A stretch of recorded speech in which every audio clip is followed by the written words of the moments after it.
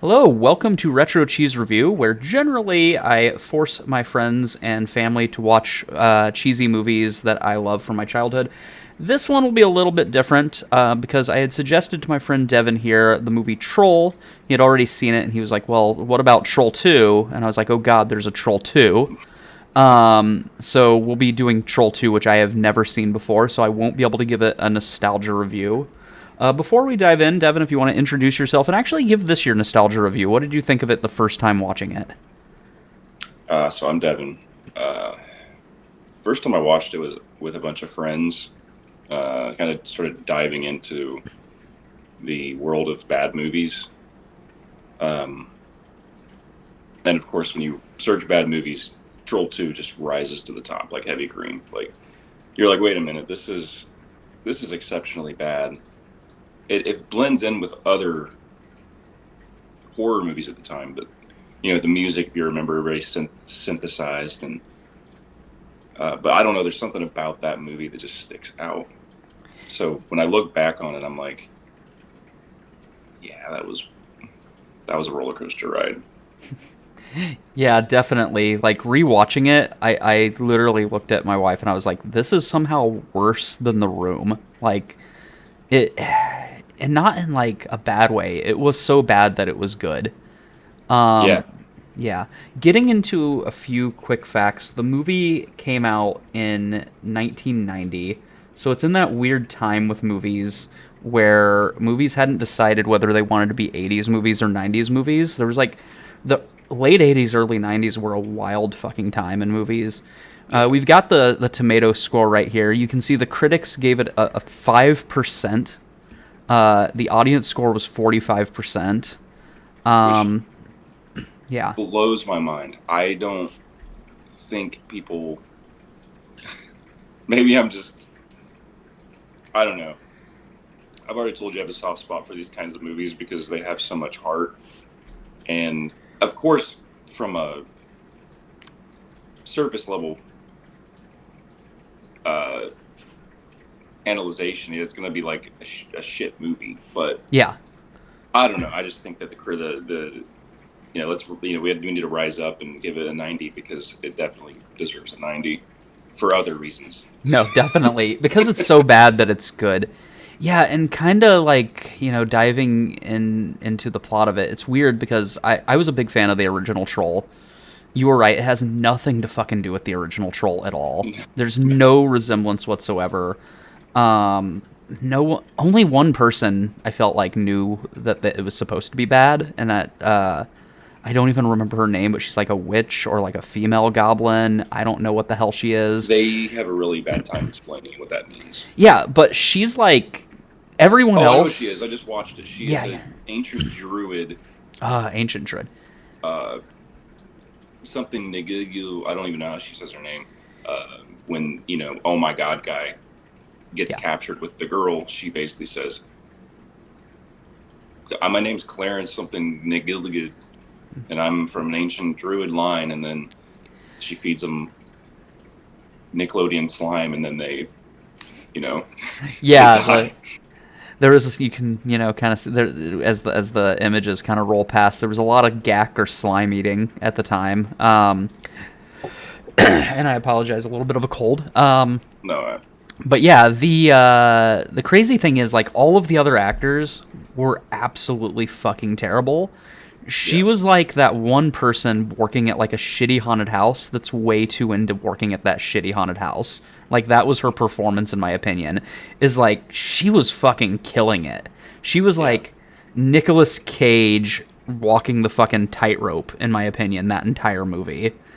yeah. It feels like a movie that was cast at like a local high school, and you got one B-list actor to kind of carry it, and everyone else is like just screaming nonsensical lines of dialogue. Yeah, and kind of diving a little bit into like the plot of the movie or what there was of a plot. It starts off literally with the full fucking Princess Bride ripoff. Like there's the grandpa in the room with the grandkid telling the story. I was expecting it to be Fred Savage, but instead it was some really crappily acted ginger kid.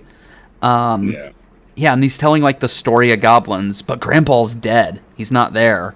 And then you get the mom being introduced, which I just got to share this.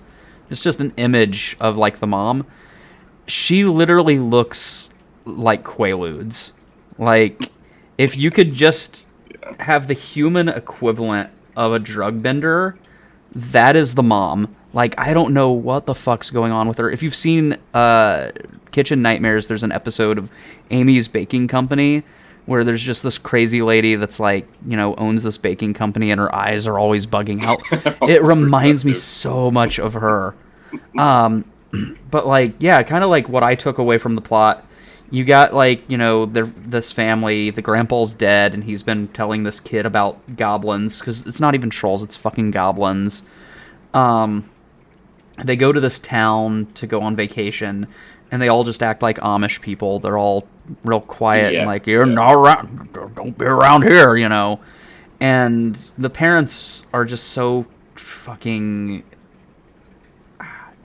I don't even know how to describe it. Like, there's so many obvious signs that shit's going down, and the parents are just like, I don't know. I don't think shit's going down. I think our kid's just a little bastard. They literally call him... Well, no. The sister calls him a little shit. Yeah, who's the worst actress alive. The sister is the worst actress alive. I don't know if this was intentional, but I was rewatching it at work, and there's a part in the car where you remember the dream, the nightmare he has, where so they're in the car, and I don't know if it's after or before the dream or nightmare, but the little brother's in the back seat, and the sister just turns and goes, "What you doing, little brother?" It literally no context for a southern, like a twang in her voice. Yeah, she's never had it the whole time. She just throws it out there, and I think it might have been to add some variety, but there's no context for it. They didn't build a rapport between each other. There's no warmth between the actors. Like, I don't have any established connection between them other than them. Obviously this be their family. Like, that's it. And of course the grandpa and the kid have a close relationship, but that's weird. And also, like, looking at the actors, like the sister, like you introduce her, she's in like Suzanne Summers' full fucking workout gear, drenched in sweat, has a weight belt on, and all she's doing is like bench pressing 2 pounds. Like, it's literally like 2 pounds, and she's bench pressing the shit out of it. And that's how they introduce her pretty much. And I don't know, it never gets better from there with her. No. I don't know what she's even doing there. The mom is a psycho. The dad, like, he looks like he shouldn't be with that mom. Like, that guy, he's scored a bit, back in the day. He's settled. He peaked, and this family, he's done with this shit. He looks like he's loyal, and she's fallen off. Drastically, and he's like, I'm not leaving my wife. Yeah, and like, this is the opinion of a completely straight man, but he's got that 80s dad hot going, like, he could have... definitely a good looking dude. Actually, if you watch I'm trying to, stay away from doing this, but the documentary really touches in on their humanity, and that guy is literally, he's a dentist. And he looks like a dentist. And he is such a good guy. Like, he used to be in high school, he was a football player, and his dream was to be an actor, and freaking Claudio comes to the town. He fulfilled his dream, yeah. Like, hey guys, and he gets excited. He's like, I thought I was going to be an extra, Well, no, this is your starring role, but it's your last starring role, buddy. Yeah, you're never getting any work after this shit. Yeah, and like, it's funny that the casting is so different in that way, that you get people who, like, he has no natural talent, but he has the look. No. He has the look, definitely. And then you get, like, again, that druid who, she knew what she was doing. She was a good actress. But then again, you get the mom, you get the kid, who's just like, God damn it, dude. Like, I know. It's weird, because remember, you have two elements to this as well. You have the inexperienced, and you have the Italian director who brought in a script that was written, I believe, in Italian. So they had this disconnect, and so they're already poorly acting, and then they're trying to, like, make up for that with, I think, what appears to be, like, just this gusto, like the twang in the car, and then, like, for no reason you'll hear words that are so unnatural Hmm. for someone to use Oh yeah, in just just because a it's such a normal. bad script, and you have Yeah. actors that just don't question or improv it at all because they've never acted before. I think my favorite part with the sister, and this is just leaning into like acted in theater, the sister, literally you can see her eyes fucking moving off screen the whole time, to where they could not get her to remember her goddamn lines, and that someone's probably holding a goddamn cue card off screen. Like, she's doing the full, like, Marlon Brando when he's senile reading, notes. Like, I don't know if you know the history behind that, but like Marlon Brando, by the time he got older, had to just write down his lines everywhere, and you could watch his eyes move. And she's Oh just yeah. doing the whole thing, and she doesn't even have that many lines, so you could tell it was No. like the director's probably like, God damn it, remember your fucking lines, and probably just gave up and started holding cue cards off camera Yeah. because you can see her reading cue cards at different points, and Yeah. like, I mean, the lines that she has, after Joshua was taken up to the bedroom, you know, he needs a bit. What is it? Needs a big spanking for a little shit. Like I could literally.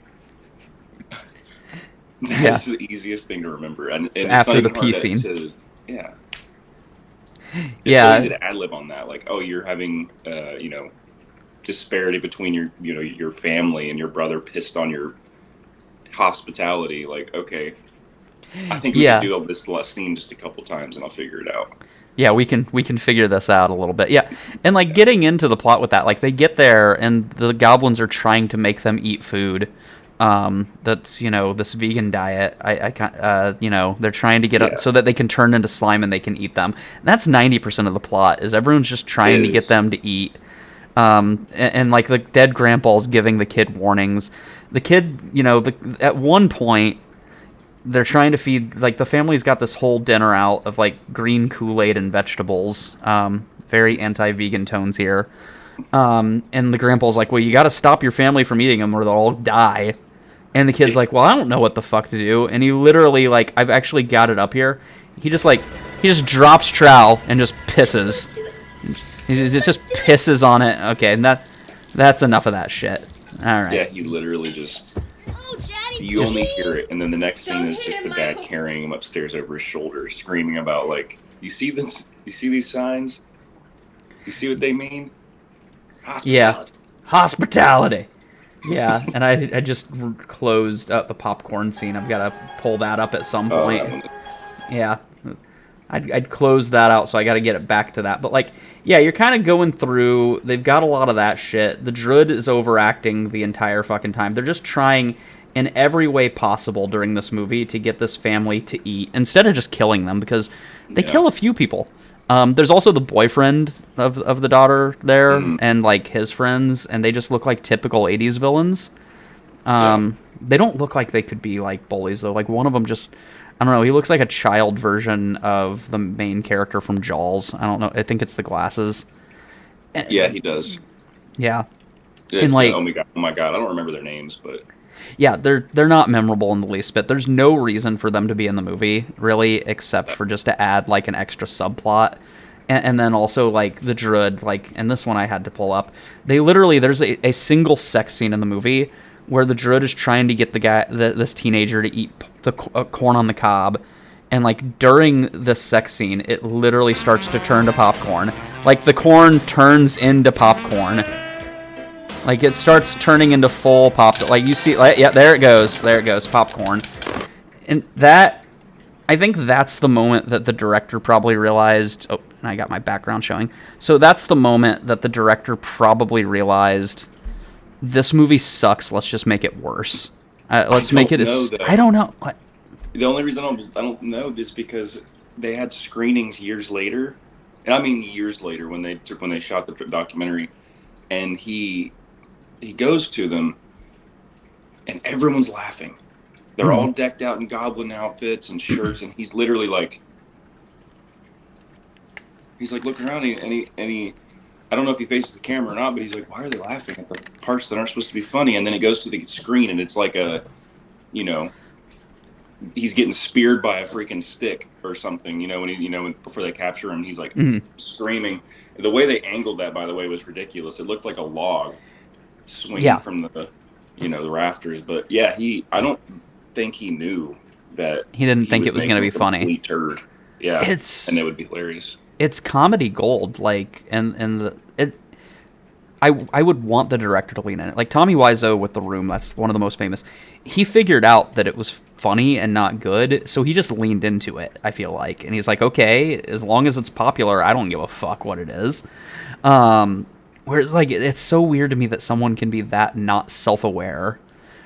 And like, still continuing with the plot, because I feel like we could talk for, like, hours about this movie, but, like, the movie gets to a point where they got to stop the Druid for some reason. I don't know exactly what's going on with it, and the grandpa gives the kid like the one item to use later that can possibly stop them, and it's a fucking bologna sandwich. That's It's a right. fucking bologna sandwich because they're like, okay, kid, eat your vegetables, and he eats the bologna sandwich, and then all's well. I don't know. They win. They go back home, and then I was watching it, and the mom's eating an apple. And I'm like, oh, that's fuck. And it literally ends with like the kid comes downstairs, and the whole family is being eaten by goblins anyway. They like followed them home. And they set it up for like a sequel. Like it's fully set up that's like that's a great fucking ending. There's gonna be a sequel, Yeah, and I don't think there was ever a sequel. For some reason, this is a sequel technically, but it's not. it's not. Apparently, the marketing team decided it wouldn't succeed if it was called Goblins because because Troll already existed. Which is already For some such a reason, good. It's already such a good movie, the first Troll. But this is just a different level entirely. It's not even like on the same level. Because Troll, like, I mean, I'd love to rewatch it again. Like, there's some yeah, iconic scenes in it. It's cheesy. It knows it's cheesy.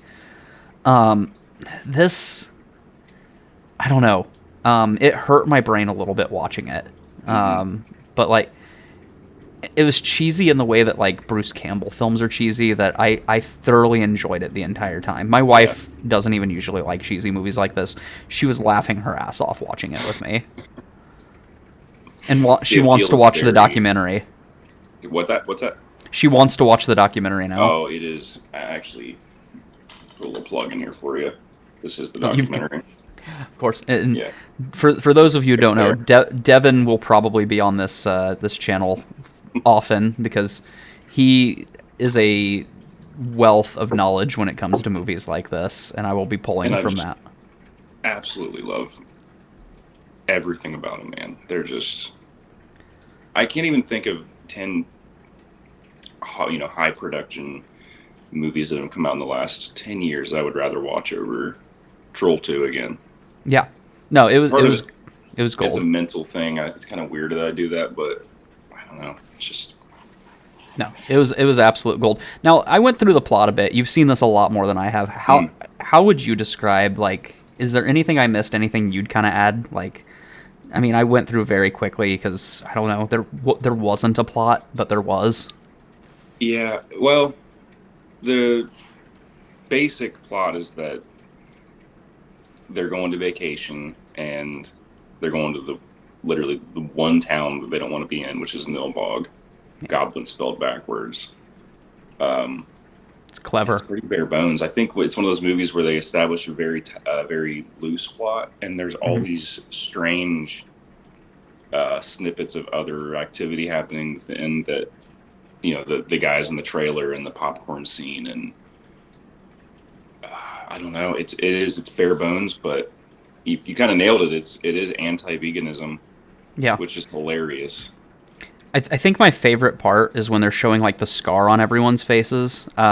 Yeah, the little And like like four-leaf clover you thing. can see the chin putty. Like it's literally like cheap, like not even Ben Nye like good stuff that like even like B movies use.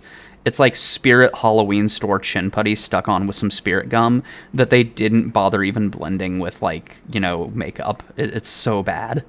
It's almost like they used the base for the slime, but instead of dyeing it, they just threw some like I don't know raw sugar on top of it to give it a nice like crust, and then they Yeah, just threw it. I don't you know what it is. you could have It, literally gone to a community college and asked for a theater major and paid them like nothing, just credit, and they would have done better stage makeup than this. I just don't even. It's one of those things. They you see the marks, and then maybe I missed it. I don't really know what they're for, other than to indicate they're evil. Hmm.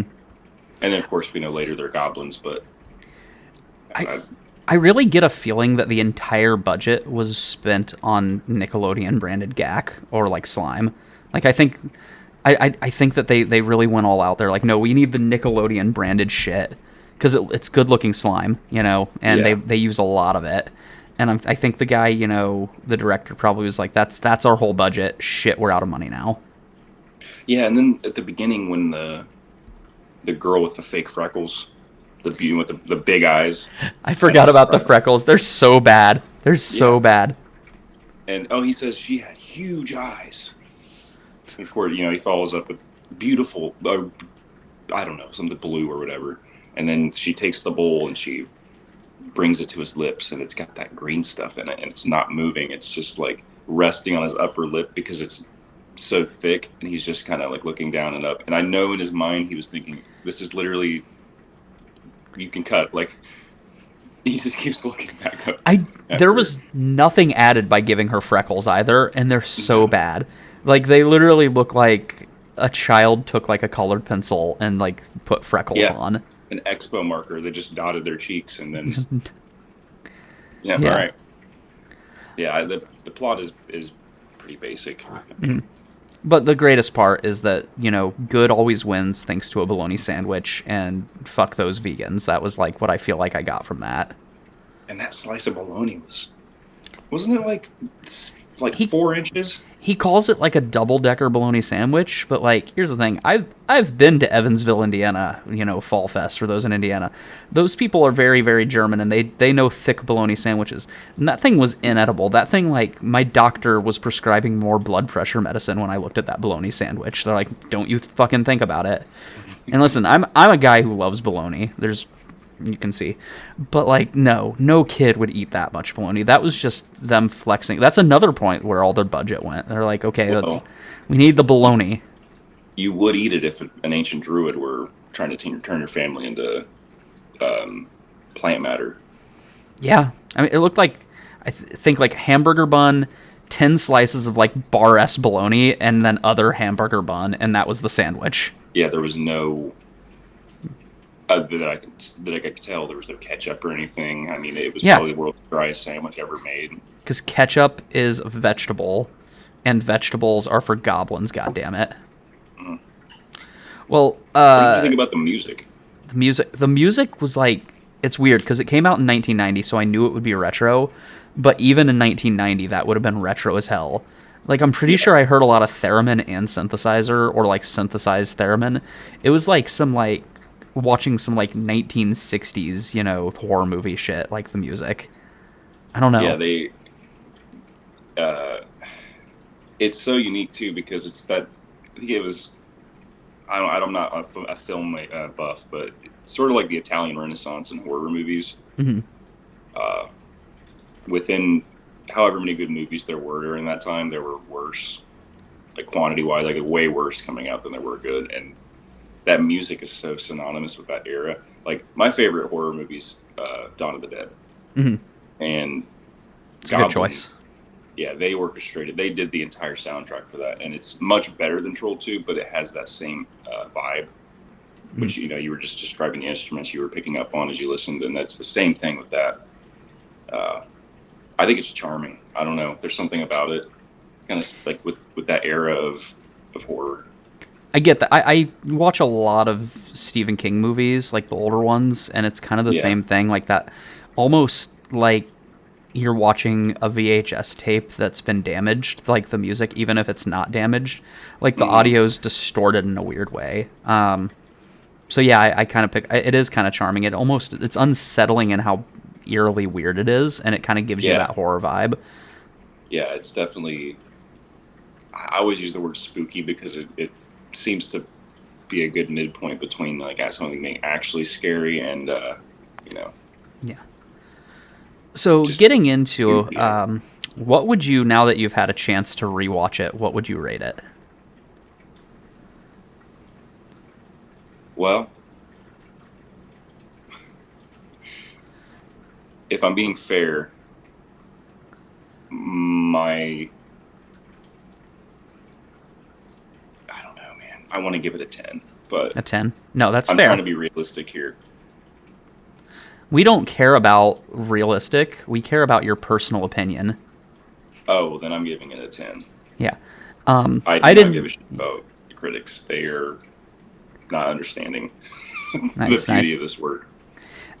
I'm gonna say that while watching this movie, it went all the way from like a -5 out of like 5, and then did a full 360 and became like a 6 out of 5. You know, Yeah. like it it's a Nicolas Cage movie almost in terms of like Hmm.